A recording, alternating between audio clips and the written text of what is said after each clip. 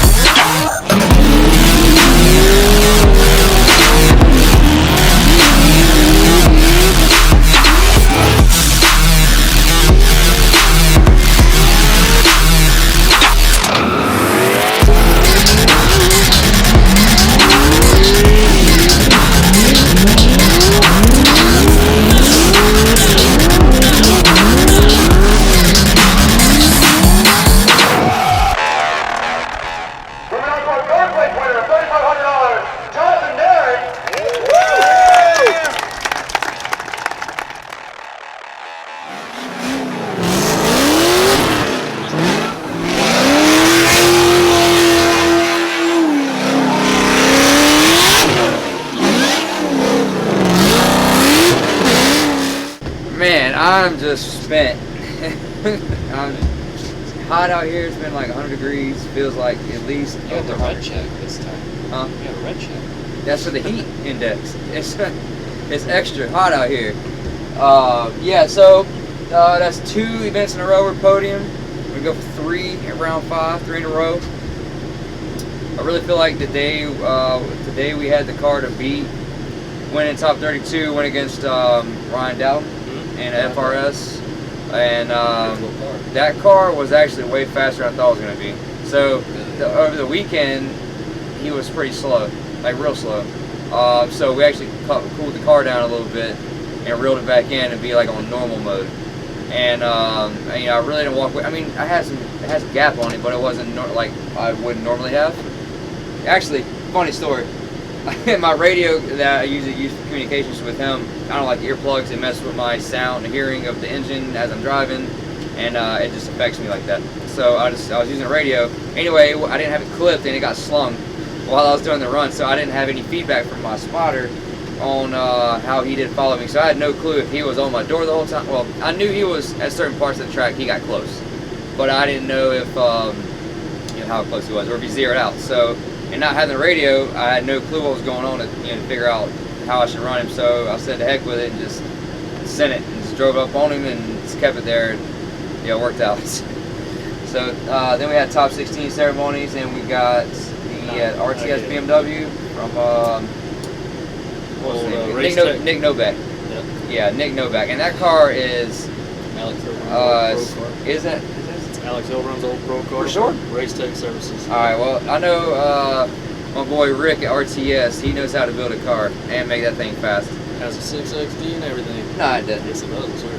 What? I swear. Yeah. My bad, dude. That car is ridiculously crazy. So we threw a setup in it, and I knew he was definitely going to be one of the faster guys I went against today. Or thought I actually went against a few fast guys, but he was to start out. I knew once we got past him in top 16, I knew I just felt I was going to be on the podium. I knew I had to handle it. Getting that mindset, beat him, and it was game on from there. I was just feeling it today. So top 8. Taylor Ray, man. Black Miata. All right, so I was glad I was feeling it because that dude is always on point. Like his driving and that car just matches this track phenomenally. That car is just like built for this track. It's just small and fast, gripped up at LS3, and it's actually nimble and it really handles it well. Like it's not as twitchy as I figured it would be, and he's smooth with it. So going around the track, he has like twice the track us bigger dudes got in these cars. So to me, that's a good car for this event. You know. But you know, thankfully, you know, he's a solid driver. We were just quicker, and we was able to maintain that gap and got through him. So the next run went against Taylor Hull, and you know, his car he's probably the other fast car out here. So you know, we hooked it up and had it set up for him. You know, his car, I think in top 16, top 32, I think he'd already blown head gaskets, and he was like retorquing the heads and changing his oil multiple times because there's water all in the oil, and he was going for it. You know, it was a gamble, but you know, it paid off for him because he did win. So we ended up going one more time. So he on his lead run, I was, you know, on his door really well. I think I had a really great chase run. I should have led up into a win. On my lead run against him, great lead run again. We had a bigger gap than he had on us, but I dipped the tire off pretty hard going into this was it the St. Last sweeper? And that was enough to give it one more time. So his he had a couple mistakes, and he was kind of shallow in a couple areas, and I was closer.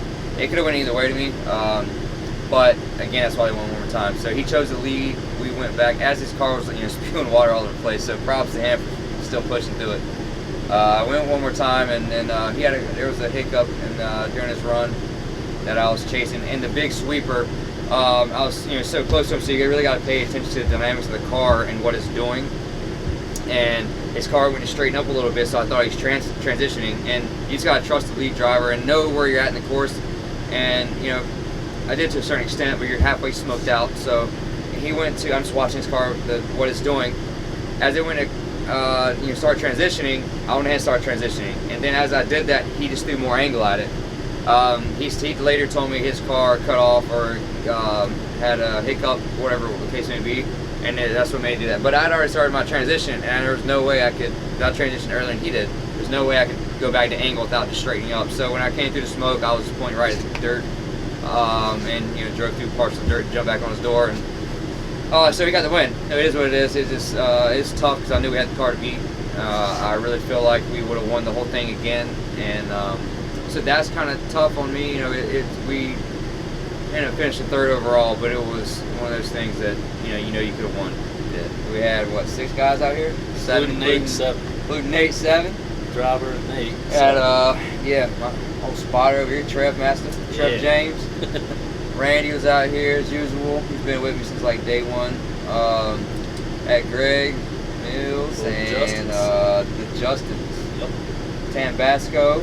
We call him Hot Sauce. So quick story on that one. Justin Tambasco. I thought it was a great last name, so I started calling him Hot Sauce, and it stuck. So if you see me calling somebody Hot Sauce, that's my car chief, Justin Big Tabasco. J.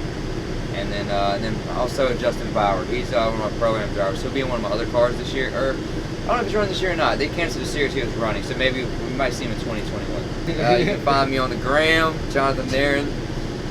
YouTube, we're posting this video on here. The event recap will be on, clearly you're probably watching this so you'll see it, but Jonathan Darren Racing on YouTube and Facebook. Jonathan Darren Racing. So yeah, it's Gatorade and water for keeping us not dying this weekend. And to the whole Klutch Kickers crew, man, they're killing it as usual. And you know, just all the guys that help out supporting the car. Check the ads. That's all of them. Y'all kill it, dude. Thanks. That's what makes it come in here day in and day out and have this car freaking ripping. And everybody here is asking my chassis setup. Yo, that car's fast. So I believe it's confirmed we're a fast car out here. Come at me, bro.